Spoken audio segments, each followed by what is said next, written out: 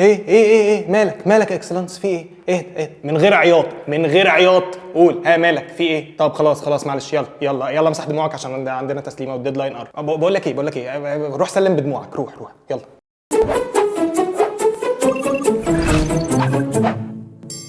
بص يا اكسلانس، لو كنت دخلت الحياه برجلك اليمين او حتى بالشمال، فاكيد انت دلوقتي ادركت ان الانهيار هو رفاهيه لا يملكها الكثيرين. وبالذات بقى لو انت اللي هو يعني ايه لسه بنقول يا هادي وبنرش ميه كده قدام مستقبلنا بنشوف الكلام على ايه، فما بيبقاش مسموح لك قوي ان انت تخش بقى الحمام وتقفل على نفسك وتنزل بقى في وضعيه الجنين كده وبتاع وتشغل حمزه نمره والاكتئاب ده. عندك في كلاينت عنده ديدلاين وعايز لبن العصفور امبارح اساسا. بص اقول لك على حاجه، خلي انهيارك ده بعدين، هنجيب له لبن العصفور ونقعد ننهار انا وانت وماما وناهد وكله. خلصت؟